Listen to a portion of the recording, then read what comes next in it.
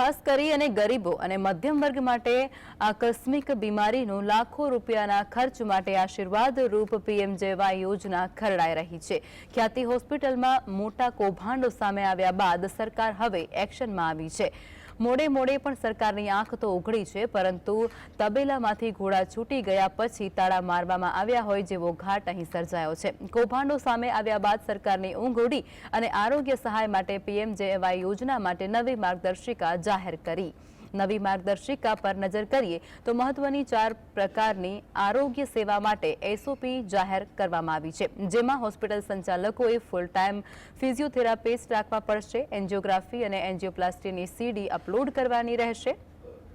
Emergency બાદ સીડી upload કરવાની રહેશે, ત્યારે ટ્યુમર બોર્ડ સર્ટિફિકેટ પણ અપલોડ કરવાનું ફરજિયાત રહેશે। ઓપરેશનની વિડીયોગ્રાફી અપલોડ કરવાની રહેશે। ફૂલ ટાઈમ સર્જન સાથે કામ કરતી હોસ્પિટલને જ માન્યતા આપવામાં આવશે।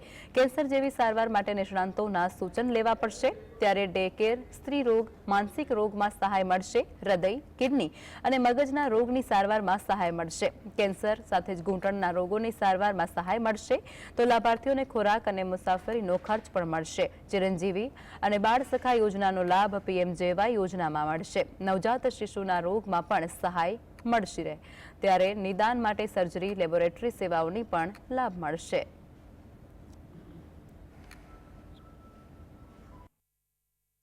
ઉક્ત ખાનગી હોસ્પિટલો દ્વારા યોજનાની ગાઈડલાઈનનો ભંગ થતો અને ગુનાહિત હેતુ સાથે થતી સારવાર સંબંધિત ફરિયાદોના કારણે 2024માં અત્યાર સુધીમાં કુલ 10થી વધુ હોસ્પિટલ આપણે ગેરરીતિ માટે સસ્પેન્ડ કરી છે, ડીએમ પેનલ કરી છે અને પેનલ્ટીની કાર્યવાહી કરી છે।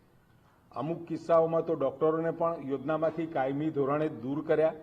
મેડિકલ કાઉન્સિલ દ્વારા પણ એના જરૂરી પગલાં લેવામાં આવ્યા છે।